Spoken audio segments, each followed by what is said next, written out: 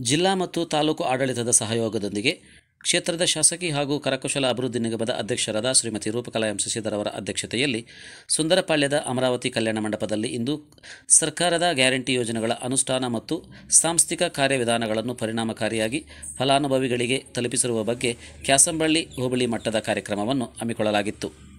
ಕಾರ್ಯಕ್ರಮದಲ್ಲಿ tahsildar Nagaveni, EO Manjunath Harti, CDPO Rajesh, panchayat ಅಧ್ಯಕ್ಷರು, ಉಪಾಧ್ಯಕ್ಷರು, ಸದಸ್ಯರು ಹಾಗೂ ವಿವಿಧ ಇಲಾಖಾ ಅಧಿಕಾರಿಗಳು ಹಾಜರಿದ್ದರು. ನೇರವಾಗಿ ಡಿಪಿಟಿ ಮುಖಾಂತರ ಬರ್ತಾ ಇದೆ. ಅದಾದ್ಮೇಲೆ ಗೃಹಲಕ್ಷ್ಮಿ ಇದೆ.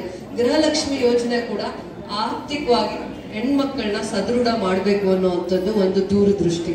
ಪ್ರತಿ ತಿಂಗಳು ಆದಾಯ ಇಲ್ಲದೆ ಇರುವಂತ ಕುಟುಂಬಗಳಿಗೆ ಪ್ರತಿ ತಿಂಗಳು ಆದಾಯ ಇರಲ್ಲ, ಆದ್ರೆ ಆ ಹೆಣ್ಮಗು ತನ್ನ ಗಂಡ ದುಡಿದೇ ಹೋಗ್ಲಿ ಮನೆಯನ್ನ ಕಾಪಾಡ್ಕೊಳ್ಳುವಂತ ಎಲ್ಲಾ ಲಕ್ಷಣಗಳು ಇರುತ್ತೆ.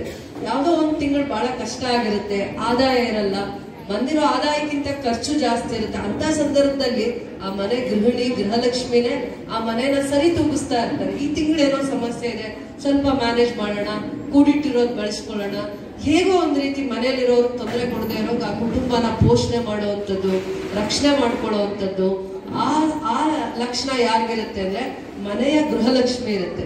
ಆ ಗೃಹಲಕ್ಷ್ಮಿಗೆ ನಾವ್ ಯಾವ ರೀತಿ ನಮ್ ಸರ್ಕಾರ ಸ್ಪಂದಿಸ್ತಾ ಇದೆ, ಆ ಗೃಹಲಕ್ಷ್ಮಿಯರಿಗೆ ಯಾವ ರೀತಿ ಕಷ್ಟದಲ್ಲಿ ಪ್ರಯತ್ನ ಮಾಡ್ತಾ ಇದೀವಿ, ನಿಮ್ ಕಷ್ಟ ಸುಖಗಳಿಗೆ ಸ್ಪಂದಿಸ್ತೀವಿ ಅಂತ ಏನೇ ಗ್ಯಾರಂಟಿ ಯೋಜನೆಗಳು ಅನುಕೂಲ ಇರೋರ್ಗಿಂತ ಅನಾನುಕೂಲ ಇರುವಂತ ರೈತರಿಗೆ, ಅಸಹಾಯಕರಿಗೆ, ಬಡವರಿಗೆ, ಕಷ್ಟದಲ್ಲಿರುವಂತ ಹೆಣ್ಮಕ್ಳಿಗೆ ಮುಟ್ಸುವಂತ ಪ್ರಾಮಾಣಿಕವಾಗಿರುವಂತ ಎಲ್ಲಾ ಪ್ರಯತ್ನ ನಮ್ ಸರ್ಕಾರ ಮಾಡಿದೆ.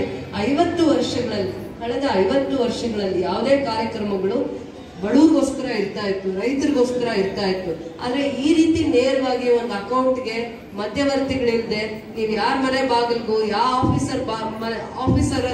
ಆಫೀಸ್ ಹತ್ರನು ಹೋಗಿ ನಿಂತ್ಕೊಂಡು ಕ್ಯೂ ಅಲ್ಲಿ ನಿಂತು ಮಾಡ್ಕೊಳ್ಳುವಂತ ತಲೆನೋವೇ ಫಜೀತಿನೇ ತಪ್ಪಿಸಿ ನಿಮ್ ಅಕೌಂಟ್ಗೆ ನೇರವಾಗಿ ಬರುವಂತ ಆಲೋಚನೆ ಮಾಡಿದೆ ಅಂದ್ರೆ ಒಂದು ಸರ್ಕಾರಕ್ಕೆ ಎಷ್ಟು ದೂರದೃಷ್ಟಿ ಇರುತ್ತೆ ಅಂತ ಆಲೋಚನೆ ಮಾಡಿ. ನಿಮ್ಮ ಅಕೌಂಟ್ಗೆ ನೇರವಾಗಿ ನಿಮ್ಮ ಹತ್ರ ಯಾರು ಮಧ್ಯವರ್ತಿಯನ್ನು ಸುಳಿಯೋಂಗಿಲ್ಲ. ನೀವು ನಿಮ್ಮ ಆಧಾರ್ ಕಾರ್ಡು, ರೇಷನ್ ಕಾರ್ಡು, ನಿಮ್ಗೆ ಅದಕ್ಕೆ ಸಂಬಂಧಪಟ್ಟಿರುವಂತ ದಾಖಲೆಗಳು ಒದಗಿಸಿದ್ಮೇಲೆ ಅದನ್ನ ಸರಿಯಾದ ರೀತಿ ನಿಮಗೆ ಮುಟ್ಸುವಂತ ಪ್ರಯತ್ನ ಸರ್ಕಾರ ಮಾಡಿದ್ಯಾ ಜವಾಬ್ದಾರಿಯಾಗಿ ಅನ್ನೋದನ್ನ ನೀವು ಅರ್ಥ ಮಾಡ್ಕೋಬೇಕು. ಈ ಸಂದರ್ಭದಲ್ಲಿ ಯಾರಿಗೆ ಈ ಯೋಜನೆಗಳನ್ನ ತಂದಿದ್ದಾರೆ, ಗ್ಯಾರಂಟಿ ಯೋಜನೆಗಳು ಯಾವ ಕುಟುಂಬಗಳು ಉದ್ಧಾರ ಆಗ್ಬೇಕು, ಯಾವ ಕುಟುಂಬಗಳನ್ನ ಕಾಪಾಡಬೇಕು, ಯಾವ ಕುಟುಂಬಗಳ ಜೊತೆ ನಿಲ್ಬೇಕು ಅನ್ನೋಂತ ಆಲೋಚನೆ ನಮ್ಮ ಸರ್ಕಾರಕ್ಕಿದೆ ಅಂತ ಆಲೋಚನೆ ಮಾಡಿ ಇಡೀ ಭಾರತ ದೇಶದಲ್ಲಿ ಕರ್ನಾಟಕ ಮಾದರಿಯಾಗಿದೆ. ಕೆಲವೊಂದು ಕಾರ್ಯಕ್ರಮಗಳನ್ನ ಕೋವಿಡ್ ನಂತರ ದಿನಗಳಲ್ಲಿ ರೈತ ಕಾರ್ಮಿಕರು ಇರ್ತಾರೆ, ಬೆಳಗ್ಗೆ ಇದ್ರೆ ಕೆಲಸಕ್ಕೆ ಹೋಗಿ ಅವತ್ತಿಂದ ಅವತ್ತು ದುಡಿದು ತಿನ್ನುವಂತ ಕಾರ್ಮಿಕರು ಇರ್ತಾರೆ, ಜಮೀನಿರಲ್ಲ, ಆದಾಯ ಇರಲ್ಲ, ಪ್ರತಿ ತಿಂಗಳು ಇನ್ಕಮ್ ಇರಲ್ಲ, ಎಲ್ಲೋ ಕೆಲಸ ಸಿಕ್ಕತ್ರ ದುಡಿದು ಮಕ್ಕಳನ್ನ ಪೋಷಣೆ ಮಾಡುವಂತ ಎಷ್ಟೋ ಕುಟುಂಬಗಳಿಗೆ ಈ ಯೋಜನೆಗಳು ಫಲದಾಯಕವಾಗಿದ್ಯಾ, ಅನುಕೂಲ ತಂದಿದ್ಯಾ, ಆ ಕುಟುಂಬಗಳನ್ನ ಕಾಪಾಡ್ತಾ ಇದ್ಯಾ, ರಕ್ಷಣೆ ಮಾಡ್ತಾ ಇದ್ಯಾ ಅಂತ ಕೂಡ ಆಲೋಚನೆ ಮಾಡಬೇಕು.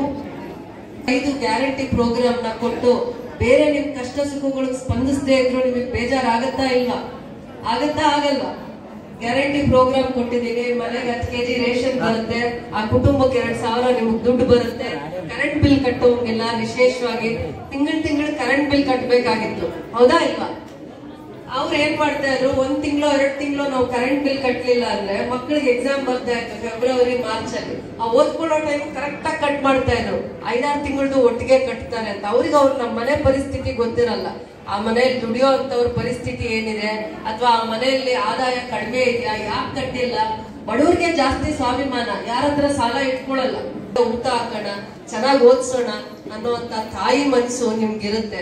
ಅದಕ್ಕೆ ಇವೆಲ್ಲಾ ಯೋಜನೆಗಳು ನಿಮ್ಗೆ ಮುಟ್ಟಿರೋದು.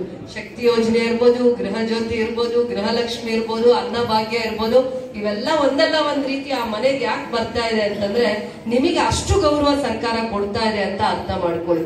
ತಾಯಿ ಸ್ಥಾನದಲ್ಲಿ ನೋಡ್ತಾ ಇದೆ, ಗೌರವವಾಗಿ ನೋಡ್ತಾ ಇದೆ. ಹೆಣ್ಮಕ್ಳನ್ನ ಮದ್ವೆ ಮಾಡಾದ್ಮೇಲೆ ಯಾರು ಅತಿಗತಿ ನೋಡಲ್ಲ. ಅನುಕೂಲ ಇದ್ರೆ ಗಲಾಟೆ ಮಾಡಿದ್ರೆ ಅಪ್ಪ ನೋಡ್ಬೋದು, ಜೊತೆಯಲ್ಲಿ ಹುಟ್ಟಿರೋ ಅಣ್ಣ ತಮ್ಮನ ಮೇಲೆ ನಾವು ಜಗಳ ಆಡ್ಬೋದು. ಅವ್ರನ್ನ ಬಿಟ್ರೆ ನಮ್ಗೆ ಸ್ವಾಭಿಮಾನ, ಯಾರ ಪಕ್ಕದ ಮನೆ ಕೂಡ ಗೊತ್ತಾಗ್ಬಾರ್ದು ನಮ್ಮ ಮನೆ ವಿಚಾರ ಅನ್ಕೊಂತೀವ ಇಲ್ವಾ ಅಮ್ಮ? ನಮ್ಮ ಮನೇಲಿ 100 ತಲೆನೋವು ಇರ್ಲಿ, ಆ ಪಕ್ಕದ ಮನೆಯವ್ರಿಗೆ ಗೊತ್ತಾಗ್ದೇ ಹೋದ್ರೆ ಸಾಕಪ್ಪ, ಅವರು ಇವ್ರು ಆಡ್ಕೊಳ್ದೆ ಹೋದ್ರೆ ಸಾಕಪ್ಪ ಅನ್ಕೊಂತೀವ ಅನ್ಕೊಳಲ್ವಾ ಅಮ್ಮ?